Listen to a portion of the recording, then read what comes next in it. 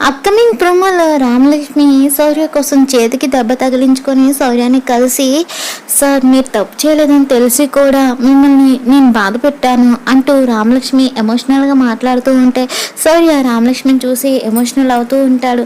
ఇక రామలక్ష్మి వచ్చి శౌర్యని హక్ చేసుకుంటుంది.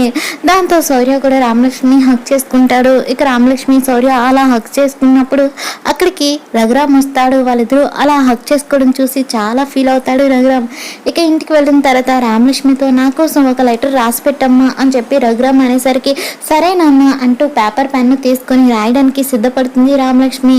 అప్పుడు రఘురామ్ ఏం చెప్తాడంటే, పూజనీయులైన నాన్నగారికి మీరు పరువు కోసం ప్రాణం తీసుకుంటారు అని తెలుసు, పరువు కోసం మీరు ప్రాణాలైనా ఇస్తారని తెలుసు. నేను శౌర్య సార్తో పారిపోతున్నాను, అందరికీ అర్థమయ్యే భాషలో లేచిపోతున్నాను అని చెప్పి రఘురామ్ అనేసరికి ఇక రామలక్ష్మి ఏడుస్తూనే ఆ లెటర్ అంతా కూడా రాస్తుంది.